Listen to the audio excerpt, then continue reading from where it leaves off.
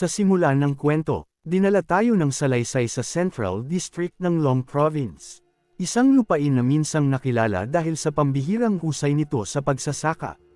Mabilis, maayos, at halos walang kapantay, ngunit gaya ng maraming dakilang lupain sa kasaysayan, may mga bagay na hindi nakikita sa unang tingin. May mga damdaming hindi nakasulat sa batas, at may mga sugat na unti-unting nabubuo sa kailaliman ng kultura. Dahil sa kanilang kalayuan sa hangganan, unti-unting umusbong sa ilan sa kanila ang isang kakaibang pakiramdam ng pagiging mababa sa iba.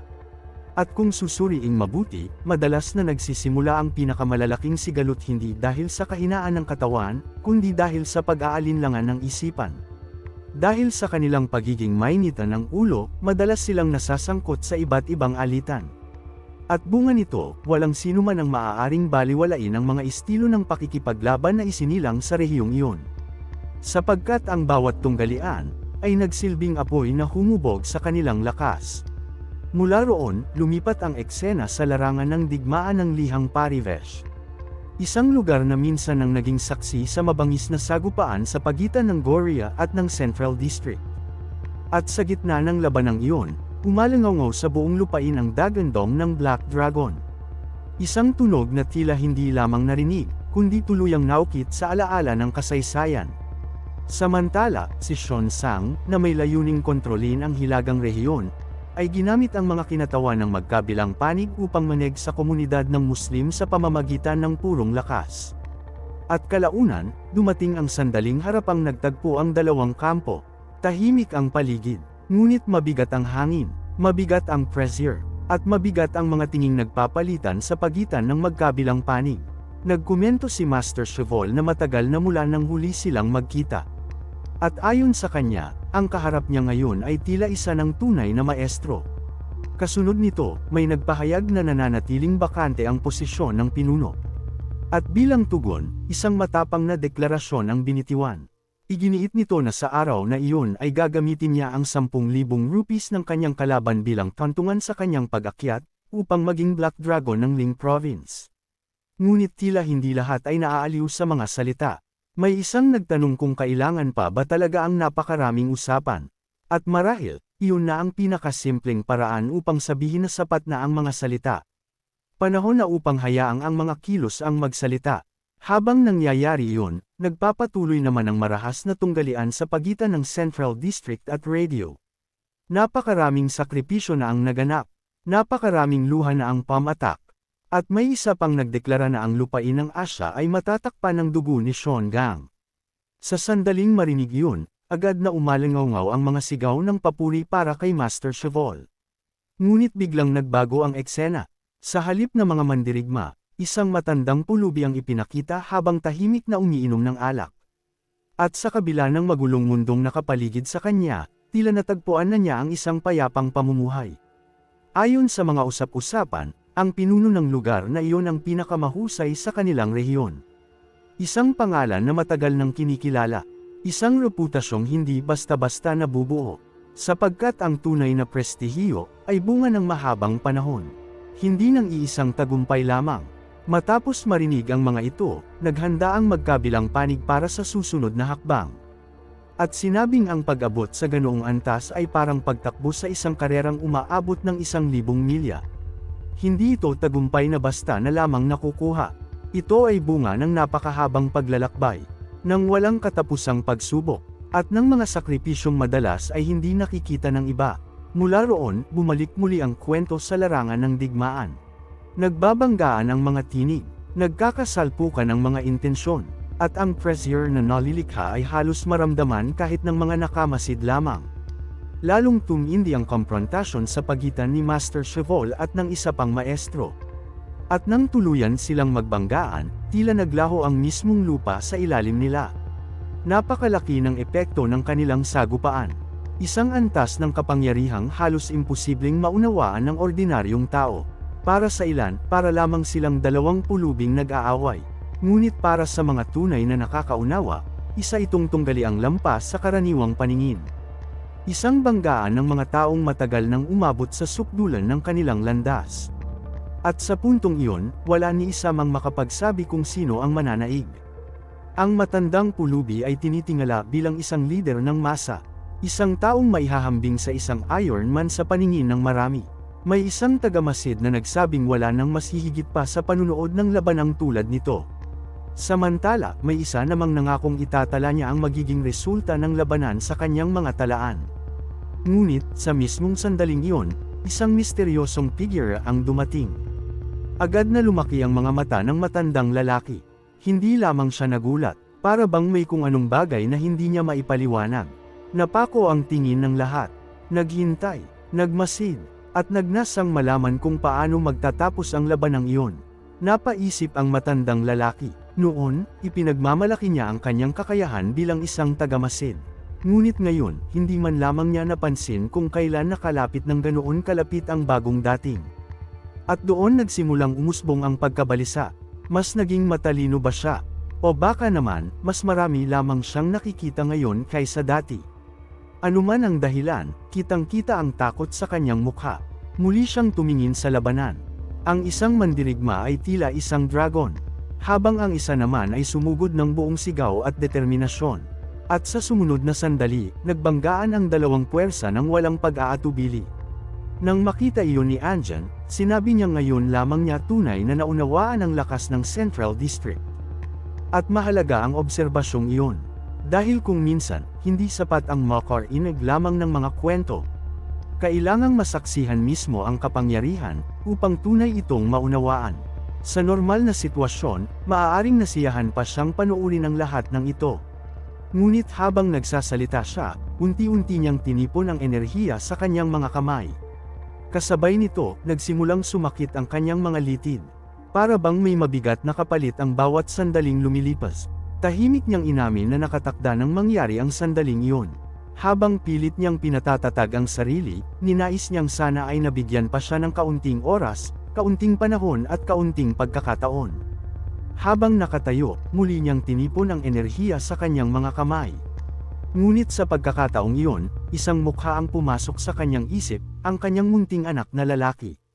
Habang iniisip niya ito, tahimik niyang tinanggap ang katotohanan iyon na lamang ang kanyang nagawa sa panahong ipinagkaloob sa kanya. Pagkatapos nito, unti-unting naging payapa ang kanyang isipan. Isang malalim na katahimikan ang bumalot sa kanya, na tila isang lawan na hindi man lamang ginagalaw ng hangin. Sa paningin ng pulubi, maaaring ipagpalagay na ang lalaking iyon ay nagtataglay ng pambihirang kapangyarihan. Gayunpaman, kung pagmamasdan siyang mabuti, tila isa siyang taong matagal nang may taglay na katayuan at awtoridad. Makalipas ang ilang sandali, lumingon siya at nag-iwan ng isang pangungusap na puno ng misteryo. Ipinahayag niyang tiyak na magbabalik ang kanyang mga inapo. Matapos sabihin ang mga salitang iyon, tuluyan siyang umalis palayo. Kasunod nito, unti-unting nagbago ang Black Dragon na nakaukit sa bato hanggang sa tuluyan na lamang itong maging isang bilog. Pagkaraan ng pangyayaring iyon, isang tanong ang naiwan sa isipan ng pulubi. Sino nga ba talaga ang mga inapong hinihintay ng lalaking iyon? At bakit tila napakahalaga ng kanilang pagbabalik? Habang pinag-iisipan niya ito, napansin niyang tila hinawakan lamang ng lalaki ang ukit gamit ang sarili nitong mga kamay, at bigla na lamang nagbago ang anyo ng Black Dragon na nakaukit sa bato. Dahil dito, lalo siyang napaisip kung paano maaaring umiral ang ganoong kapangyarihan sa mundong iyon. At kung sakaling gamitin ang kapangyarihang iyon laban sa iba, ano kaya ang maaaring mangyari? Ngunit bago pa man makahanap ng sagot ang sinuman, muling nagbago ang eksena. Sa pagkakataong iyon, dinala ng kwento ang mga mambabasa sa magagandang burol ng Gorgion, isang lupain na kilala bilang Gama. Tahimik at payapa ang lugar, at tila malayo sa kaguluhang bumabalot sa mas malawak na mundo. Sa loob ng rehiyong iyon matatagpuan ang Placio, na mas kilala rin bilang Giri Mountain. Sa ibabaw ng isang matandang puno ay may isang binatang tahimik na nakaupo habang pinagmamasdan ang paligid. Maliwanag ang kalangitan, banayad ang ihip ng hangin, at sa unang tingin ay tila walang anumang suliraning maaaring umabot sa lugar na iyon. Ang binatang iyon ay si Dance Ayo, ang pangunahing tauhan ng kwento, na mula sa puntong iyon ay tatawaging Dance. Ang payapang eksenang iyon ay nagsilbing pahinga matapos ang mabibigat na pangyayaring naganap sa nakaraang bahagi ng kwento, isang tahimik na sandali bago muling gumalaw ang kapalaran. Habang nakaupo si Dan sa puno, may tumawag sa kanya mula sa ibaba at nagtanong kung naroon na naman ba siya sa itaas. Nang tumingin siya sa direksyon ng komunidad, tinawag niya si Nuna at tinanong kung nais ba nitong umakyat. Tumanggi si Nuna at sinabing hindi niya kailangang umakyat. Gayunpaman, kahit ilang beses nang naipaliwanag kung gaano kapanganib ang ginagawa niya, tila hindi pa rin mabitawan ni Dance ang kanyang paboritong lugar. Pagkatapos nito, ipinakilala ang dalaga. Isa siyang kaakit-akit na babae na may sariling pangalan, ngunit sa salaysay na ito ay tatawagan siyang Luna. Ipinaliwanag ni Luna na hindi siya marunong umakyat sa ganoong kataas na lugar. Ayon sa kanya, maaaring si Dance lamang ang may kakayahang gawin iyon sa kanilang buong nayon. Samantala, ipinahayag naman ni Dance na mas maganda ang tanawin ng kalangitan mula sa itaas. Mas malinaw, mas malawak, at mas kahanga-hanga itong pagmasdan mula roon. Gayunpaman, sinabi ni Nuna na kontento na siya sa kanyang kinatatayuan. Hiniling niya kay Dance na bumaba na dahil darating si Jioshan sa araw na iyon.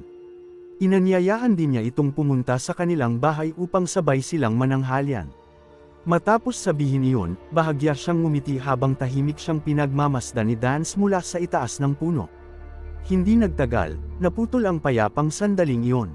Napagsabihan si Dance dahil sa kanyang pagiging pab-aya sa sarili.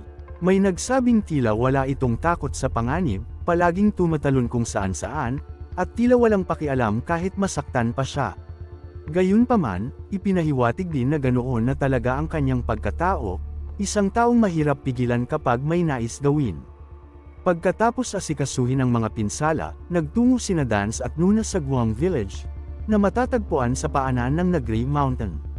Pagdating nila roon, muling nagsimula ang isang pamilyar na sitwasyon, isang bagay na matagal nang kinakaharap ni Dance.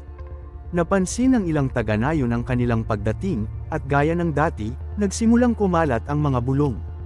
May mga nagtatanong kung bakit patuloy pa ring bumabalik si Dance sa kanilang nayon. May iba namang nagsasabing wala raw itong hiya dahil kabilang umano siya sa Den Clan, na tinatawag din nilang Said.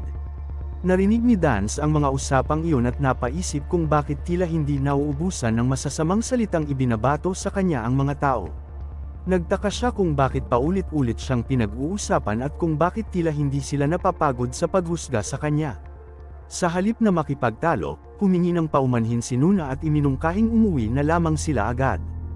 Subalit bago pa sila makalayo, isang lalaki ang biglang hamarang sa kanilang daraanan. Tinawag nito si Nuna at tinanong kung muli na naman ba nitong kasama si Dance. Pagkatapos ay pinuna nito ang dalaga at sinabing nasa tamang edad na ito para mag-asawa ngunit wala pa ring napipiling mapapangasawa. Ipinahiwatig pa nito na baka si Dance ang dahilan kung bakit wala pa itong asawa. Hindi pa roon nagtapos ang pangungutya. May isa pang komentong nakatuon kay Dance. Ayon sa lalaki, mas mabuti raw na tingnan muna nito ang sarili dahil para pa rin umano itong 8 taong gulang na bata at hindi pa handa sa mga bagay na tulad ng pag-aasawa. Pagkarinig nito, agad na nagalit si Dance. Nagbabala siya at tinanong kung nais ba talaga ng lalaki na mapahamak dahil sa mga salitang binitiwan nito. Ngunit hindi umatras ang lalaki. Sa halip, binanggit pa nito ang ama ni Dance at sinabing narinig niyang isa raw itong taong tumakas noon. Dahil dito, ipinagtaka niya kung bakit naglalakas loob si Dance na sumagot ng ganoon. Idinagdag pa niyang mas matanda siya rito ng 1 taon. Unti-unting tumaas ang tensyon sa pagitan ng magkabilang panig.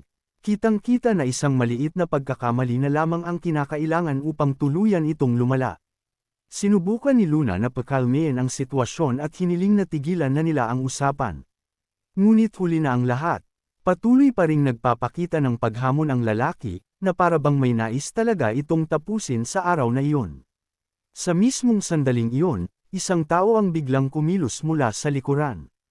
Tahimik, mabilis, at walang anumang babala, lumitaw si Jackson. Agad niyang hinawakan ang lalaki mula sa likod, dahilan upang mabigla ang lahat ng naroroon. Nagsimula itong sumigaw, nagpumiglas, at inutusang bitawan siya. Gayunpaman, nanatiling kalmado si Jackson. Ipinaliwanag niyang nakaharang lamang ang lalaki sa daan at pinipigilan siyang makadaan. Dahil dito, tinanong niya kung maaari ba itong umurong ng kaunti. May isang taong nagmadaling mamagitan at hiniling kay Jackson na huwag nitong gamitin ang lakas nito ng ganoon. Ipinaliwanag naman ni Jackson kay Nuna na wala siyang masamang hangarin at nais lamang niyang makadaan. Pagkatapos nito, itinapon niya ang lalaki palayo at tahimik na tinanong kung mas maayos na ba ang sitwasyon ngayon. Nagulat sina Nuna at Dance. Hindi dahil sa kanyang galit, kundi dahil sa lakas na kanyang ipinakita. Ang lalaki ay bumagsak sa kalapit na lugar matapos ang pagkakatapon. Habang naglalakad palayo, pinagsabihan pa niya ito at tinawag na isang taong walang silbi at walang kwenta. Ngunit hindi pa roon nagtapos ang kaguluhan. Ilang sandali lamang ang lumipas nang lumitaw ang isang matandang babae habang galit na sumisigaw. Pinagalitan niya ang mga kabataan at inakusahan silang sinaktan ang duki upang protektahan si Dance. Ipinaalala rin niya na kabilang sa kanilang nayon ang lalaking iyon at hindi nila dapat galitin ang buong komunidad. Habang nagpapatuloy ang mainit na pagtatalo, may isang taong nagsalita. Hiniling ni Jackson huminahon muna ang lahat dahil mayroon siyang nais sabihin. May isang scroll ang dumating kasabay ng isang balitang tila sapat upang gambolain ang katahimikan ng buong nayon. Nakita ang village chief na halos hindi maitago ang kanyang galit habang hawak ang ipinadalang mensahe. Ayon sa kanya, iniutos na personal itong may hatid sa kanyang mga kamay. Sa simula ng kabanatang ito, nalaman kung sino ang nagdala ng scroll na iyon. Si Jackson, isang taong tila may dalang higit pa sa isang simpleng mensahe. Habang inaabot niya ang scroll, ipinaliwanag niyang napakahalaga umano ng balitang nakapaloob doon. Dahil dito, hindi ito maaaring iPad-on lamang sa iba at kinakailangang direktang may hatid sa village chief. Habang dahan-daw ang sinusuri ng matanda ang nilalaman ng scroll, isang tanong ang sumagi sa kanyang isip. Nais niyang malaman kung anong uri ng balita ang kayang magdulot ng ganoong antas ng pagkaapurahan. Samantala, ipinaalam ni Jackson na aalis na siya. Gayunpaman, tila hindi na iyon napansin ng village chief. Sa mismong sandaling mabasa niya ang nilalaman ng scroll, agad siyang natigilan at halos hindi maitago ang kanyang pagkabigla. Habang papalayo naman si Jackson, tila may sarili rin siyang iniisip. Kasabay nito, bahagyang nataranta ang village chief at nagtanong kung hindi pa ba nababasa noon ang impormasyong iyon. Ngunit may sumagot na matagal nang nakaalis si Jackson bago pa man iyon. Dahil dito, muling sumiklab ang galit ng village chief. Ipinahayag niyang hindi niya palalampasan si Jackson. Idinagdag pa niyang kung patuloy itong kikilos dahil lamang sa takot, mapipilitan siyang palayasin ito mula sa Guang clan. Subalit bago pa tuluyang lumala ang sitwasyon, agad siyang pinakalma ng mga taong nasa paligid. Ipinaalala nilang wala namang dahilan upang magalit ng ganoon. Gayunpaman, hindi lahat ay ganoon ang pananaw. May isa pang nagsabi na kung ayaw nilang makitang bumigay ang matandang babae sa sobrang galit, mas mabuti pang habulin nila si Jackson. Sa gitna ng tensyon, isinumpa pa ng village chief sina Dance at ang isa pang master. Sa kanyang paningin, kahihiyan lamang ang naidulot ng kanilang mga naging kilos. Ang mga salitang iyon ay nagsilbing malinaw na palatandaan na may mga problemang hindi pa tuluyang natatapos. Makalipas ang ilang sandali, nagbago ang takbo ng kwento. Mula sa mainit na tensyon, lumipat ang eksena sa isang mas magaan na tagpo. Nakita si Jackson na inilalapag ang isang baboy habang inirereklamo ang matinding gutom na kanyang nararamdaman. Hindi naman iyon pinalampas ni Nuna. Pinuna niya ang lalaki at sinabing may isa na naman umanong dumating upang kumain ng libre. Idinagdag pa niyang kung talagang gutom ito, mas mabuti sigurong tumulong muna ito sa gawain. Pagkatapos nito, sinabi ni Jackson na may nais siyang sabihin kay Luna. Nagtaka naman si Nuna at tinanong kung ano iyon. Doon ay napunta ang usapan sa isang mas personal na paksa. Isang lalaking madalas makita kasama ni Nuna. Isang usaping tila matagal nang pinag-uusapan sa buong nayon. Bahagyang nagulat si Nuna at tinanong kung ano nga ba talaga ang alam ni Jackson tungkol sa bagay na iyon. Sa halip na direktang sumagot, sinabi lamang ni Jackson na halos buong nayon na ang nag-uusap tungkol dito. Pagkatapos ay direkta niyang tinanong kung ang lalaking madalas makita ni Nuna kamakailan ay isang taong gusto nito. Samantala, tila walang maintindihan si Dan sa usapan. Naisip niya kung sino ba talaga ang tinutukoy nila at kung sino ang nagpakalat ng ganoong klaseng balita. Ngunit hindi pa roon nagtapos si Jackson. Pabiro pa niyang tinanong kung balak na ba nilang magpakasal agad.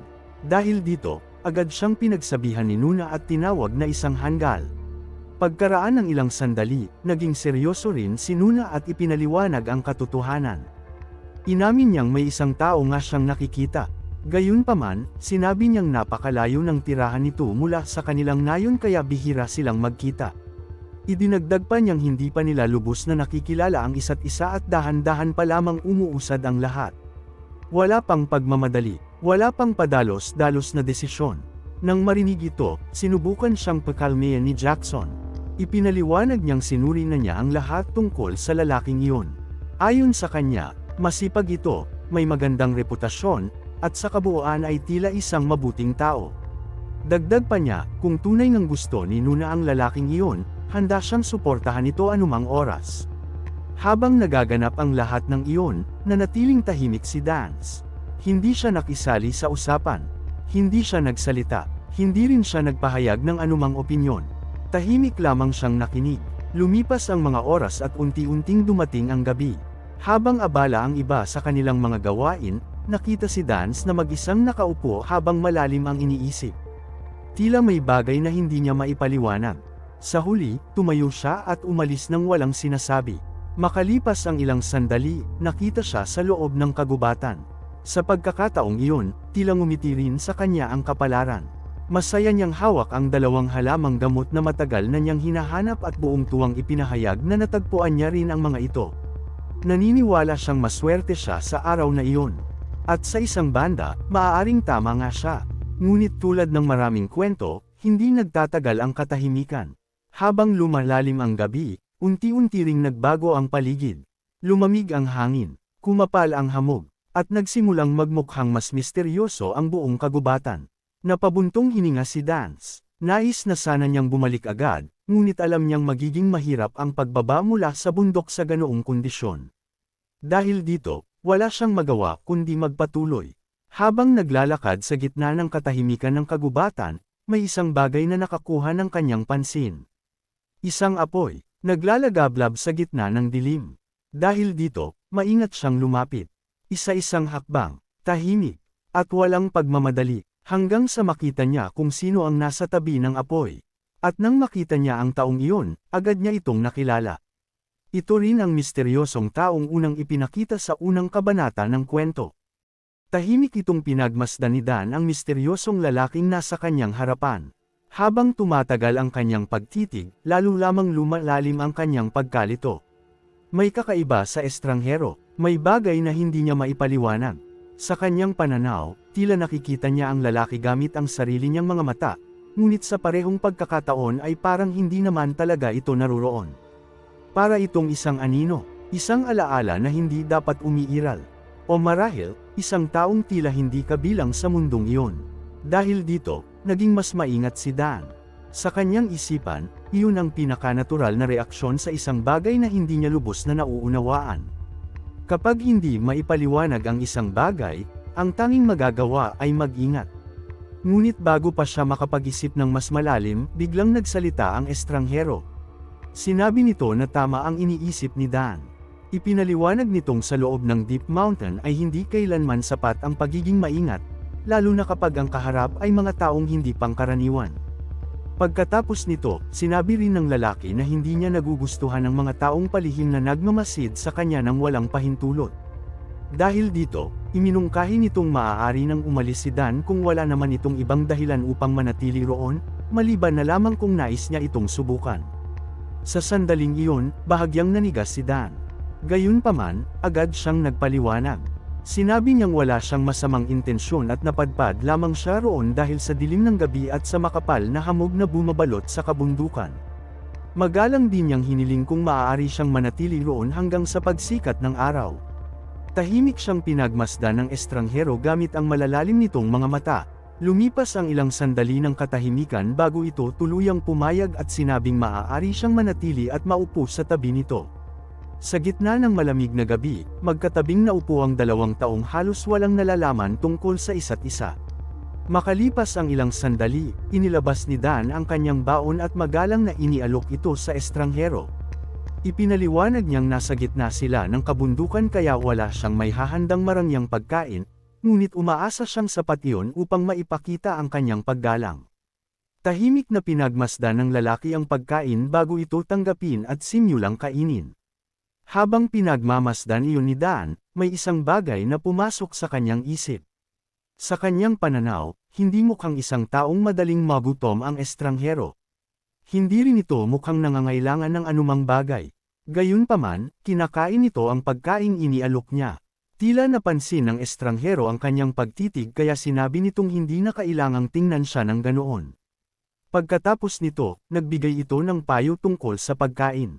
Ipinaliwanag nitong ang pagkain ng napakabilis ay hindi mabuti para sa katawan dahil hindi nito maayos na naaabsorb ang mga sustansyang kailangan nito. Ayon dito, mas mabuting kumain ng dahan-dahan at namnamin ang bawat kagat. Kapag tama ang paraan ng pagkain, kahit kaunting pagkain lamang ay sapat na upang mabigyan ng lakas ang katawan. Sa pananaw ni Dan, tila hindi lamang pagkain ang tinutukoy ng lalaki. Para bang may mas malalim pang kahulugan ng mga salitang iyon. Parang isa rin itong pananaw tungkol sa buhay, na hindi lahat ng bagay ay kailangang madaliin at may mga bagay na higit na nauunawaan kapag dahan-daw ang pinagdaraanan. Makalipas ang ilang sandali, naglakas loob si Dan na magtanong tungkol sa pagkakakilanlan ng estranghero. Gayunpaman, bago pa man niya iyon gawin, ipinakilala muna niya ang kanyang sarili. Sinabi niyang siya si Dan Sayo at nakatira siya sa isang nayon sa paanan ng Hangandria Mountain. Nang marinig iyon, sinabi ng estranghero na pamilyar sa kanya ang lugar na iyon. Ayon dito, narinig na niya ang tungkol sa naturang nayon at alam niyang tanging mga miyembro lamang ng isang partikular na pamilya ang maaaring manirahan doon. Gayunpaman, inamin din nitong nakakagulat na makita si Dan na namumuhay sa ganoong kalagayan. Pagkatapos nito, may isa pang bagay na napansin ang estranghero. Sinabi nitong tila sinusubukan ni Dan na itago ang kanyang takot sa likod ng kanyang mga ngiti. Dahil dito, bahagyang kinabahan si Dan. Napaisip siya kung posible bang nababasa ng lalaking iyon ang kanyang iniisip. Lalo siyang nabahala dahil sa kakaibang kulay ng mga mata nito. Sa kabila nito, pinili niyang manatiling kalmado at nagtanong kung saan patungo ang estranghero. Ipinaliwanag niya na ang bundok na iyon ay isa sa pinakamataas sa rehiyon at kakaunti lamang ang mga taong may lakas ng loob na pumunta roon. Matagal na nag-isip ang estranghero bago sumagot. Sa huli, sinabi nitong may hinahanap siyang taong nasa landas patungo sa kamatayan. Nagulat si Dan sa sagot na iyon. Bilang tugon, magalang niyang ipinahayag na kahit gaano kahirap ang buhay, mahalaga pa ring magpatuloy at mamuhay ng maayos. Ngunit sa halip na magalit, natawa lamang ang estranghero. Ipinaliwanag nitong hindi siya pupunta roon upang iligtas ang sinuman mula sa kamatayan. Sa halip, sinabi nitong siya mismo ang nagtatapos na ng kanyang napakahabang paglalakbay. Hindi agad naunawaan ni Dan ang tunay na kahulugan ng mga salitang iyon. Pagkatapos, sa isang tahimik na tinig, sinabi ng estranghero na hihintayin na lamang nito ang araw ng sarili nitong kamatayan. Dahil dito, tuluyang natahimik si Dan. Hindi dahil sa takot, kundi dahil sa pagtataka. Bihira siyang makakita ng isang taong kayang banggitin ang sariling kamatayan na para bang isa lamang itong ordinaryong bahagi ng buhay. Wala itong ipinakitang pangamba, pagsisisi, o galit.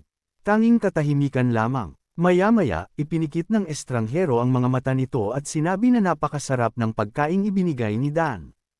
Inamin din itong matagal na panahon na ang lumipas mula nang huli itong makatikim ng ganoong uri ng pagkain. Habang lumalalim ang gabi, tahimik lamang itong pinagmasdan ni Dan. Paulit-ulit niyang iniisip kung ano kaya ang pinagdaanan ng misteryosong lalaking iyon at kung bakit tila handa na nitong tanggapin ang sarili nitong wakas. Sa huli, wala nang ibang salitang namagitan sa kanila. Tanging ang malamig na hangin, ang mahinang liwanag ng apoy, at ang katahimikan ng kabundukan ang kanilang kasama hanggang sa tuluyang lumipas ang gabi at sumikat ang umaga. Nang magising si Dan, naghanda na siyang umalis. Ngunit bago siya tuluyang lumakad palayo, muli siyang lumingon sa direksyon ng estranghero. Nakita niyang nakapikit pa rin ito sa tabi ng apoy. Tahimik, hindi gumagalaw. Para bang bahagi na ito ng mismong bundok na kanyang kinaroroonan. At habang hawak ni Dan ang mga halamang gamot na natagpuan niya sa kagubatan, nag-iwan siya ng isang halamang gamot sa misteryosong lalaking iyon. Bago siya tuluyang bumalik, nagbigay siya ng isang huling sulyap sa misteryosong lalaking iyon. Bagamat natapos na ang gabing iyon, naramdaman niyang tila nagsisimula pa lamang ang tunay na misteryong bumabalot sa pagkatao ng estranghero.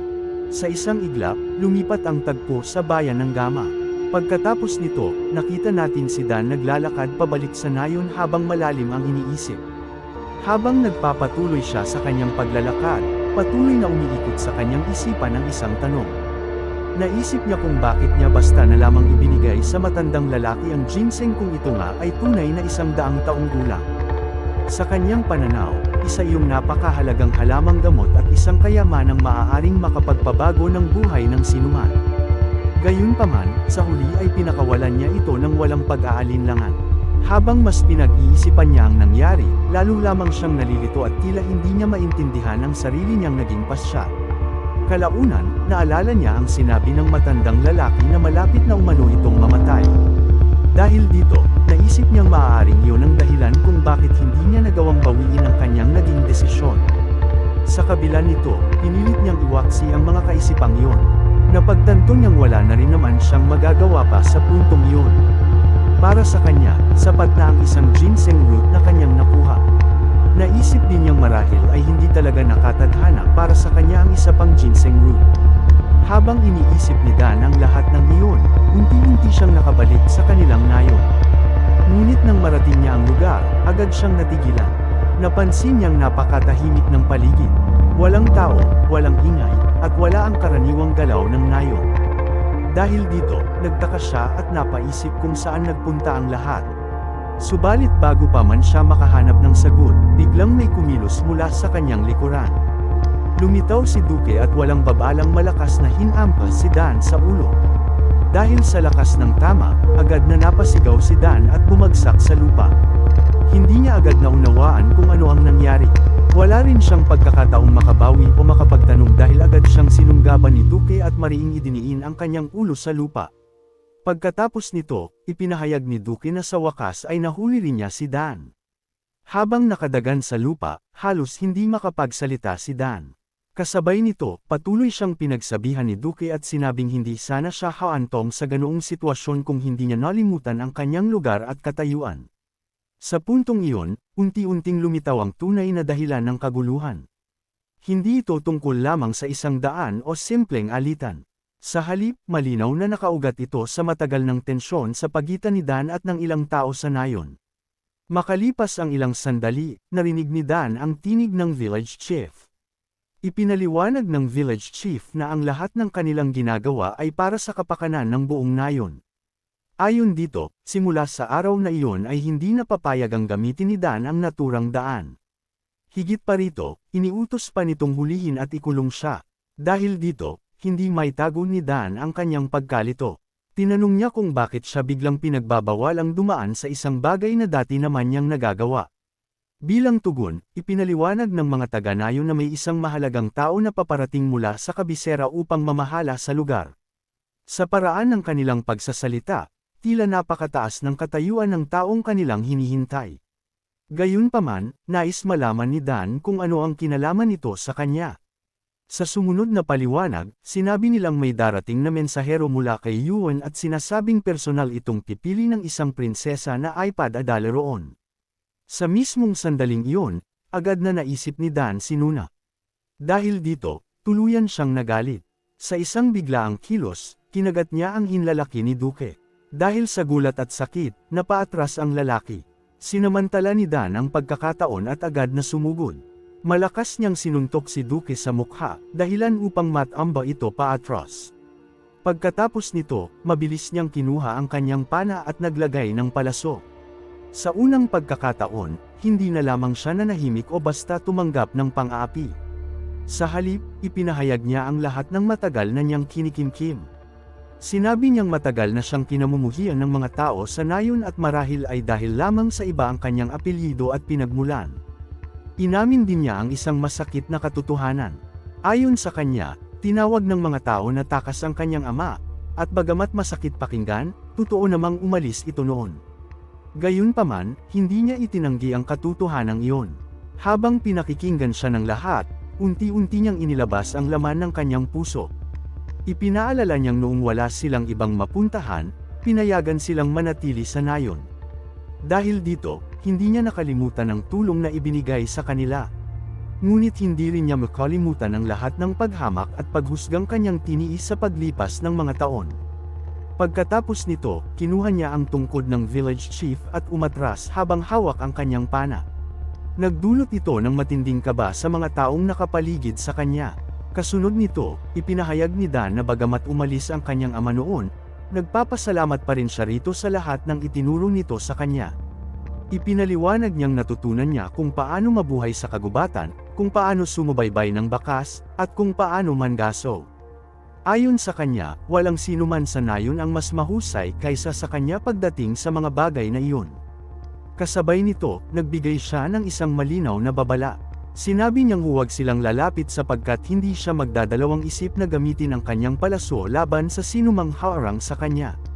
Dahil sa katatagan ng kanyang tindig at sa bigat ng kanyang mga salita, walang sinuman ang agad na gumalaw. Lahat ay natigilan at natahimik. Pagkatapos nito, sinabi ni Dan na matagal na namang nais ng mga tao na umalis siya sa Guam Village. Dahil dito, ipinahayag niyang kung iyon talaga ang kanilang kagustuhan, handa siyang umalis. Gayunpaman, agad siyang pinagsabihan ng matandang babae at muli siyang tinawag na isang walang kwentang tao.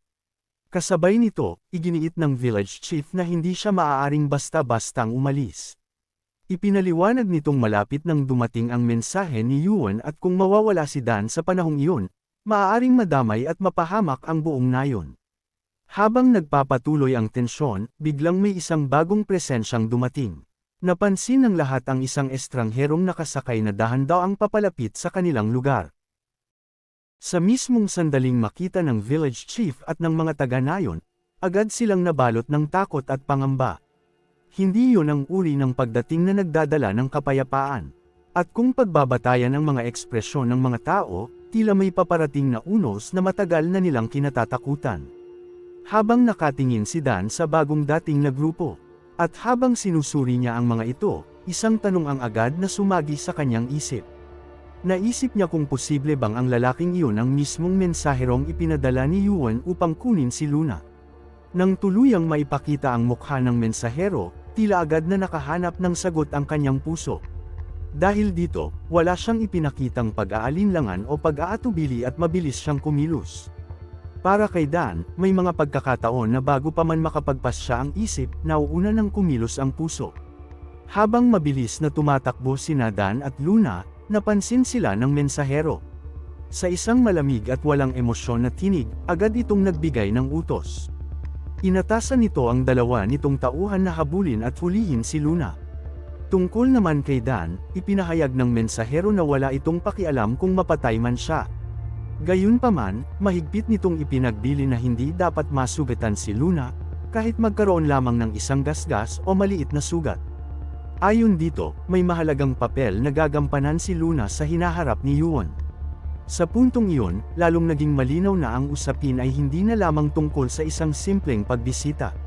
May mas malaking puwersang kumikilos sa likod ng mga pangyayari, isang puwersang may kakayahang magdikta ng kapalaran ng iba. Agad namang sumunod ang dalawang tauhan. Hindi nagtagal, nagsimula ang habulan. Mabilis na sumugod ang kanilang mga kabayo habang sina Dan at Luna ay tumatakbo ng buong lakas upang makalayo.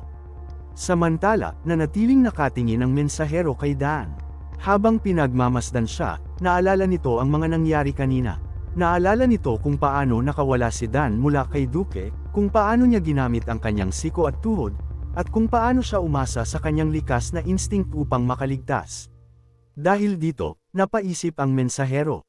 Sa pananaw nito, isang kawili-wiling binata si Dan. Isa siyang batang hindi pa nakapag-aral ng martial arts ngunit mayroon ng likas na kakayahang mabuhay at lumaban. Para rito, hindi ang taong may pinakamaraming teknik ang pinakamapanganib, kundi ang taong marunong umangkop sa bawat sitwasyon.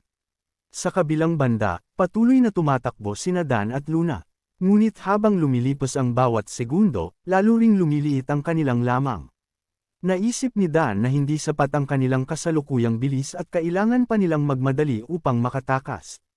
Alam niyang kapag naabutan sila, maaaring wala na silang ikalawang pagkakataon. Hindi nga nagtagal at isang anino ang mabilis na sumulpot mula sa kanilang likuran. Isa iyon sa mga tauhan ng mensahero. Mabilis, tahimik, at mapanganib ang kilos nito. Ngunit bago pa tuluyang bumagsak ang panganib sa kanila, isang hindi inaasahang pangyayari ang naganap. Sa gitna ng kaguluhan, isang espada ang inilabas at isang pagbabanta ang binitiwan. Tila isang buhay ang muntik ng magwakas.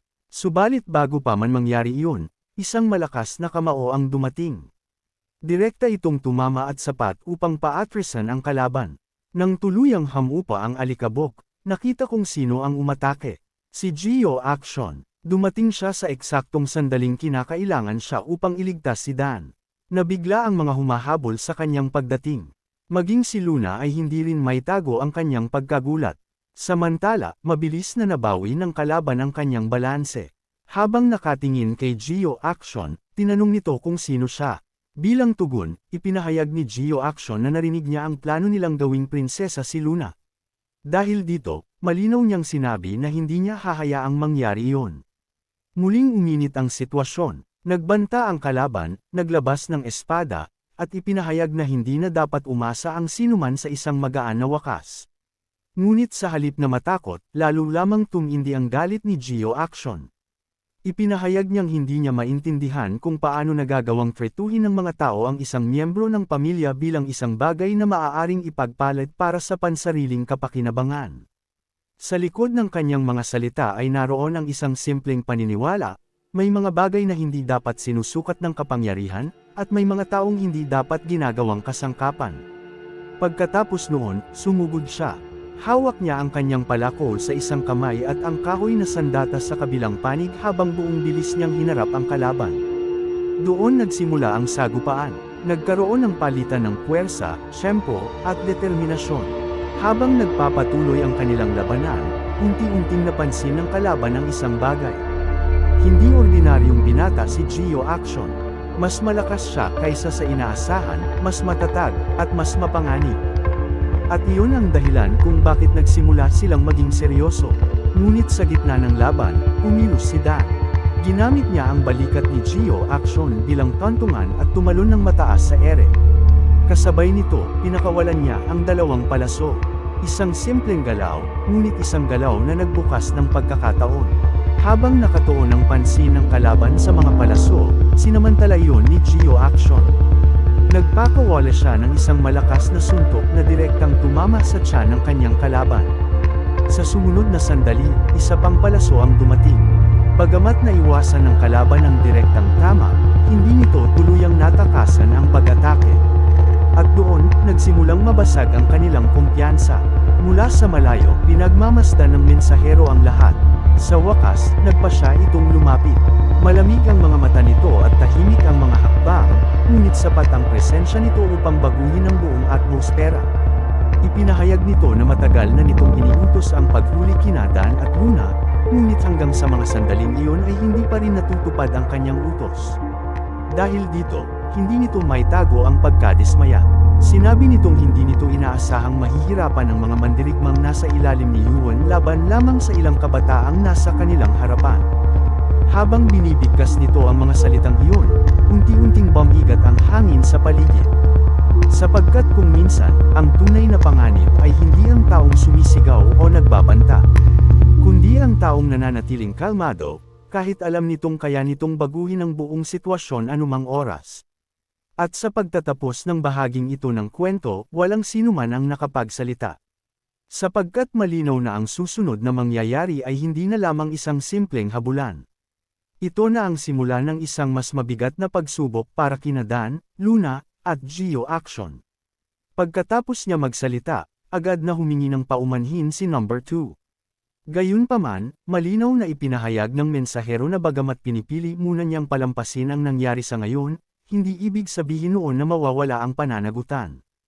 Ayon sa kanya, kailangan pa ring may managot sa pagkakamaling naganap. Walang pag-aatubiling sinabi ni number 2 na handa niyang akuhan ang buong responsibilidad. Pagkatapos nito, ibinaling ng mensahero ang kanyang atensyon kina Dan at Gio Jackson. Habang unti-unti niyang pinapakawalan ang kanyang enerhiya, inamin niyang nagulat siya sa ipinakitang kakayahan ng dalawa. Ayon sa kanyang obserbasyon, gamit lamang ang mga simpleng galaw at likas na instinct, nagawa nilang harangin at lampasan ang mga pag-ataking dapat sana ay mahirap iwasan. Sa isang banda, ipinapakita nito kung gaano kalaki ang potensyal ni Dan at Gio Jackson kahit wala silang formal na pagsasanay na maihahambing sa mga bihasang mandirigma. Gayunpaman, sa pananaw ng mensahero, nakapanghihinayang umano na ang ganoong talento ay napupunta lamang sa mga taong mababa ang tingin niya sa lipunan. Kasabay ng kanyang mga salita, lalo niyang pinalaya ang kanyang presensya. Agad na naramdaman ni Dan at Gio Jackson ang mabigat na pressure na bumalot sa paligid. Napaatras sila ng ilang hakbang. Napansin ni Dan na bumibilis ang tibok ng kanyang puso, habang pilit niyang nilalabanan ang takot na unti-unting sumisiksik sa kanyang isipan. Samantala, si Gio Jackson ay nanatiling nakatayo sa kabila ng napakabigat na puwersang nakadagan sa kanyang katawan. Sa gitna ng tensyon, mariin niyang ipinahayag na walang sinuman ang maaaring magdala kay Luna palayo. Iginiit niyang kung nais ng mensahero na kunin ang dalaga, kailangan muna nitong lampasan silang dalawa. Ngunit bago pa man siya tuluyang makapaghanda, biglang kumilos ang mensahero. Sa isang iglap, lumitaw ito sa harapan ni Gio Jackson. Napakabilis ng pangyayari na halos wala ng oras upang makapag-react ang sinuman. Pagkatapos ay ipinatong ng mensahero ang kanyang kamay sa dibdib ng binata at malamig na ipinahayag na wala siyang balak magpakita ng awa. Kasabay nito, malinaw niyang ipinahiwatig na hindi niya babaguhin ang kanyang pasya laban kay Gio Jackson. Nang pakawalan niya ang mas matinding kapangyarihan, agad na naapektuhan si Gio Action. Napaatras ito ng napakalayo habang nahihirapang salagin ang bigat ng puwersang tumama sa kanya. Sa lakas ng impact, maging ang mga punong nasa kanyang dinaanan ay nabasag bago siya tuluyang bumagsak sa pinakadulong bahagi ng kabundukan. Ipinakita ng eksenang iyon ang napakalaking agwat sa lakas ng magkabilang panig. Pagkatapos nito, ipinahayag ng mensahero na hindi na dapat iniisip ni Dan ang kalagayan ng iba dahil kailangan na niyang mag-alala para sa sarili niyang kapalaran. Ngunit sa halip na umatras, agad na kumilos si Dan. Walang pag-aatubili niyang pinakawalan ang kanyang mga palaso patungo sa mensahero. Napansin naman ito ng kalaban at mabilis na umiwas. Gayunpaman, kahit naiwasan nito ang direktang tama, napunit pa rin ang bahagi ng kanyang kasuotan dahil sa bilis at talas ng pag-atake. Sa sandaling iyon, bahagyang umatras ang mensahero bago muling sumugod. Sa isang mabilis na galaw, malakas niyang tinamaan ang mukha ni Dan. Dahil sa tindi ng puwersa, napalipad din si Dan at bumulong ng malayo, halos kapareho ng sinapit ni Gio Jackson ilang sandali lamang ang nakalipas. Habang pinagmamasdan ang napunit niyang damit, ipinahayag ng mensahero ang kanyang pagkagulat na buhay pa rin si Dan. Ayon sa kanya, tila may pambihirang tibay ng katawan ng binata. Subalit kasabay ng pagkilalang iyon, sinabi rin niyang sayang lamang ang ganoong talento. Samantala, nanatiling nakahandusay si Dan sa lupa habang pilit na nilalabanan ang sakit na dulot ng kanyang mga natamong pinsala. Makalipas ang ilang sandali, muling ipinahayag ng mensahero na kukunin pa rin niya si Luna. Idinagdag pa niyang anuman ang piliin ni Dan at Gio Jackson, hindi na mababago ang direksyong tinatahak ng sitwasyon. Bilang isang uri ng panunuya, sinabi pa niyang maaari niyang hayaan silang pumili kung sino sa kanila ang unang pumunta sa kabilang mundo. Nang marinig iyon, agad na tumutol si Gio Jackson. Sa kabila ng kanyang mga sugat, pinulot niya ang isang malaking piraso ng nabaling puno at mariing ipinahayag na hindi dapat isipin ng mensahero na basta na lamang nitong mahahawakan si Luna. Pagkatapos ay buong lakas niyang inihagis ang kahoy patungo sa kalaban. Ngunit nanatiling kalmado ang mensahero. Sa halip na matinag, tinanong lamang niya kung nakikiusap na ba ang binata. Pagkatapos nito, ipinahiwatig niyang hindi mababago ng ganoong mga kilos ang sitwasyon. Kasunod nito, pinakawalan niya ang isang malakas na suntok. Sa lakas ng puwersang tumama, agad na nadurog ang piraso ng puno sa ere. Matapos iyon, ipinahayag niyang nakapagpasya na siya. Ayon sa kanya, si Gio Jackson ang una niyang pagtutuunan ng pansin. Dahil dito, agad na nabahala si Dan. Sa kabila ng kanyang kondisyon, sinubukan niyang pigilan ang mangyayari. Kasabay nito, muling kumilos ang mensahero. Sa isang mabilis na galaw, sumugod ito patungo kay Gio Jackson at agad na nagpakawala ng sunod-sunod na pag-atake. Samantala, unti-unti namang bumangon si Dan. Bagamat halos hindi na siya makatayo ng maayos dahil sa kanyang mga natamong pinsala, pinilit pa rin niyang makalapit sa kanilang dalawa. Ipinakita nito na sa kabila ng kanyang kalagayan, hindi pa rin siya handang isuko ang laban o pabayaan ang kanyang mga kasama. Gayunpaman, nanatiling kalmado ang mensahero. Muli nitong ipinahayag na malinaw na ang kanyang intensyon at wala siyang balak baguhin ang kanyang pasya. Dagdag pa nito, mayroon din umano siyang nakahandang kapalaran para kay Dan at dapat na lamang itong maghintay sa tamang pagkakataon. Habang sinusubukan ni Dan na lumapit, mabilis na naiwasan ng mensahero ang kanyang pagkilos. Sa sumunod na sandali, muli itong kumilos ng may nakakagulat na bilis. Dahil dito, tinamaan si Dan at nawala ng balanse habang nasa ere. Agad siyang bumagsak sa lupa matapos mapatalsik ng puwersa ng pag-atake. Sa kabilang panig, wala namang magawa si Luna kundi panuurin ang lahat ng nangyayari. Dahil nakatikip ang kanyang bibig, hindi siya makasigaw o makahingi ng tulong. Nanatili siyang bihag ng sitwasyon habang walang magawa kundi masaksihan ang paghihirap ng kanyang mga kasama. Habang papalapit ang mensahero kay Dan, nagpahayag ito ng isang kakaibang pananaw. Ayon dito, may paghanga siya sa mga taong nagtataglay ng walang takot na espiritu. Sa kanyang paningin, ang mga taong may ganoong katangian ay mas malapit sa pagiging tunay na mandirigma kaysa sa karamihan. Ang pahayag na iyon ay nagbigay ng mas malalim na pagtingin sa kanyang karakter. Sa kabila ng kanyang pagiging kalaban, tila mayroon siyang sariling pamantayan kung paano niya sinusukat ang halaga ng isang tao. Ngunit bago pa man siya tuluyang makalapit kay Dan, may biglang humawak sa kanyang paa mula sa likuran. Nang balingan niya ito, nakita niyang si Gio Jackson pa rin ang humahadlang sa kanyang pag-usad. Sa kabila ng matinding pinsalang kanyang natamo at ng napakalaking agwat sa kanilang lakas, hindi pa rin bumibitaw ang binata. Mariin niyang ipinahayag na hindi niya hahayaang mapahamak sina Dan at Luna.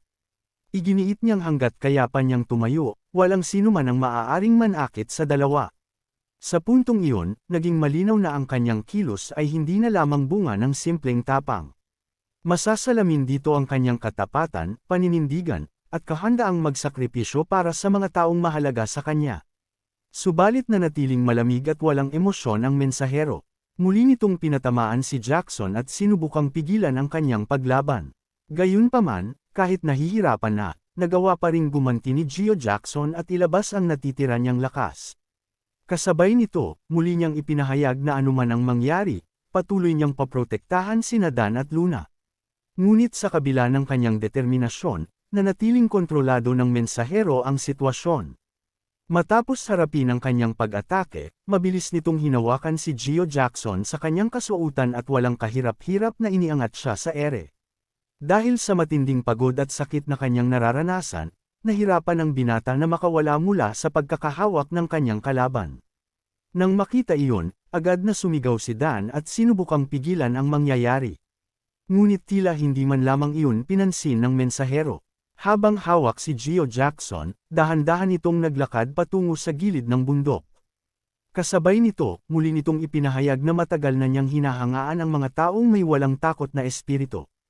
Ngunit ayon sa kanya, may isang bagay na mas nagbibigay sa kanya ng kasiyahan kaysa rito. Samantala, patuloy namang nagtitiis si Gio Jackson habang pilit na nilalabanan ang sakit at hirap ng kanyang kalagayan. Pagkatapos nito, ipinaliwanag ng mensahero ang kanyang pananaw. Ayon sa kanya, higit siyang nasisiyahang makita kung paano unti-unting nababasag ang matatag na kalooban ng mga taong puno ng tapang at determinasyon. Sa kanyang pananaw, hindi sapat na mapabagsak lamang ang pisikal na katawan ng isang tao. Mas mahalaga para sa kanya na makita ring mawala ang kanilang pananalig at lakas ng loob. Ang pahayag na iyon ay lalong nagbigay linaw sa kanyang pagkatao. Hindi lamang siya isang makapangyarihang kalaban, kundi isa ring taong tila nais subukan ang mismong hangganan ng katatagan ng kanyang mga nakakaharap. At habang binibigkas niya ang mga salitang iyon, nakita natin si Jackson na labis na malungkot habang nakatingin kay Dan. Habang paulit-ulit niyang tinatawag ang pangalan nito, nakiusap siyang bantayan si Luna. Ngunit huli na ang lahat. Sa mismong sandaling iyon, tuluyan nang itinapon ng mensahero si Gio Jackson mula sa gilid ng bundok. Nang masaksihan iyon, agad na sumigaw si Dan at desperadong sinubukang pigilan ang nangyayari. Paulit-ulit niyang tinawag ang pangalan ng kanyang kasama habang pinagmamasdan nitong mawala sa kailaliman. Samantala, dahan daw ang lumapit ang mensahero at malamig na ipinahayag na hindi kailangang malungkot ng labis si Dan. Ayon sa kanya, hindi magtatagal at muli rin silang magkikita, sapagkat balak niyang ipadala rin si Dan sa parehong direksyon. Habang nakaluhod sa lupa, patuloy na tinatawag ni Dan ang pangalan ni Gio Jackson. Kasabay nito, unti-unting nabalot ng matinding galit ang kanyang buong pagkatao. Habang lumalalim ang kanyang emosyon, napansin na maging ang kanyang mga mata ay tila nagbago. Sa isang iglap, sumugod siya patungo sa mensahero at malakas na ibinangga ang kanyang ulo sa ulo nito. Dahil sa biglaang pag-atake, bahagyang napaatras ang mensahero. Gayunpaman, mabilis din itong sinundan ni Dan ng isang malakas na sipa. Kasunod nito, muli itong naghanda para sa panibagong pag-atake. Sa puntong iyon, ang mensahero ay tila isang mabangis na mandaragit, ay naging punching bag na lang ito sa harapan ni Dan. Maging sina number 1 at number 2 ay hindi maitago ang kanilang pagkagulat sa kanilang nasasaksihan. Sa kabila ng lahat, hindi tumigil si Dan. Patuloy siyang sumugod at paulit-ulit na sinubukang atakihin ang mensahero habang inilalabas ang lahat ng kanyang galit, sakit, at desperasyon. Ngunit mabilis na nahawakan ng mensahero ang kanyang mga kamay at tuluyang napigilan ang kanyang mga pag-atake. Habang nakatingin sa kanya, ipinahayag nitong marahil ay nailabas na niya ang galit na dulot ng sinapit ng kanyang kaibigan. Pagkatapos nito, malamig nitong itinanong kung handa na ba siyang harapin ang susunod na mangyayari ng walang pagsisisi. Kasabay noon, mabilis nitong inihagi si Dan palayo. Napalipad ang binata at bumagsak sa malayo. Sa kabila ng sakit na kanyang nararamdaman, muli siyang tumayo at sinubukang habulin ang mensahero. Samantala, nanatiling kalmado ang kalaban habang pinupunasan ang dugo sa kanyang mukha. Ipinahayag nito na masakit ang natamong tama, ngunit tila hindi naman iyon sapat upang magdulot ng tunay na pinsala sa kanya. Piliting nagsalita si Dan, ngunit nahirapan siyang makabuo ng salita dahil sa kanyang galit at pagod. Nang makita iyon, bahagyang natawa ang mensahero. Ayon dito, tila kaya pa siyang aliwin ni Dan. Bilang tugon, ipinakita ni Dan ang kanyang matatag na determinasyon at ipinahiwatig na buong puso niyang haharapin ang anumang pagsubok na darating. Pagkaraan ng ilang panahon, lumipat ang tagpo sa lugar na kilala bilang Red Moon. Doon ay nakita si Dan na nakabitin habang tahimik na nilalamon ng kanyang mga iniisip.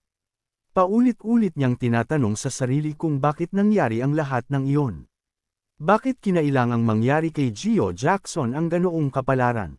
Bakit nila kailangang maranasan ang ganoong paghihirap? Habang inaalala si Luna, hindi rin niya maiwasang isipin kung bakit dumating ang mensahero sa kanilang nayon at kung bakit pilit nitong nais gawing prinsesa ang dalaga. Sa puntong iyon, naging malinaw na ang mga pangyayari ay mas malaki kaysa sa kanilang unang inaakala. Habang nakagapos si Dan sa isang lumang puno, napansin niyang dahan daw ang naaakit ang mga blood wolf sa kanyang kalagayan. Nang makita ang mga ito, napagtanto niyang maaaring siya na ang susunod na magiging biktima ng mga mababanggas na nilalang. Hindi nagtagal, isa sa mga blood wolf ang sumugod upang umatake. Ngunit bago pa ito makalapit, isang hindi inaasahang pangyayari ang naganap. May isang misteryosong matandang lalaki na biglang lumitaw at mabilis na hamarang. Sa pamamagitan lamang ng kanyang kapangyarihan, nabuo ang isang kumpol ng enerhiya sa harapan ng halimaw. Sa isang iglap, napigilan ang pag-atake nito. Dahil dito, natigilan maging ang iba pang blood wolf. Subalit matapos ang maikling pag-aalinlangan, muli silang sumugod. Isa-isa nilang sinubukang atakihin ang bagong dating. Gayunpaman, ipinakita ng matanda ang pambihira niyang kakayahan. Sa bawat galaw niya, mabilis na napapatigil ang mga halimaw. Walang nasayang na kilos, walang sobrang galaw. Isa-isang nalinis ang buong paligid hanggang sa wala nang natirang blood wolf.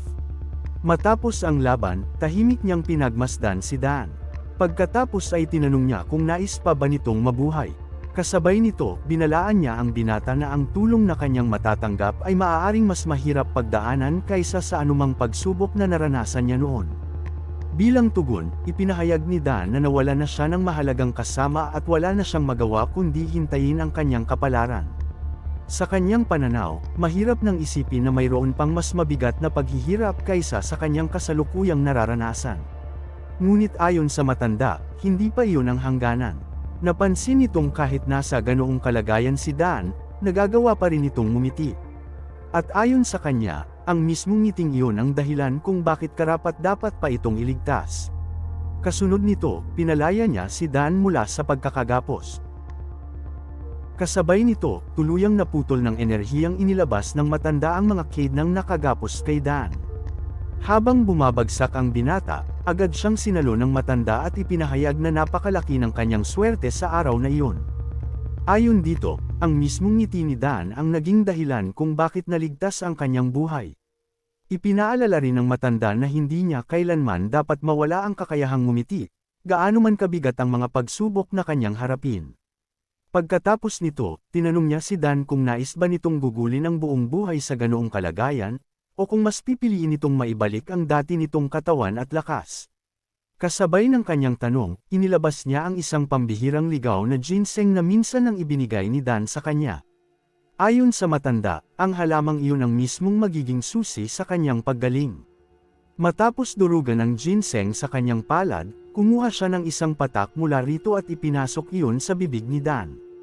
Pagkatapos nito, nagsimula siyang magpaliwanag tungkol sa katawan ng tao. Ipinahayag niyang ang katawan ay binubuo ng 206 na buto at humigit kumulang 650 kalamnan.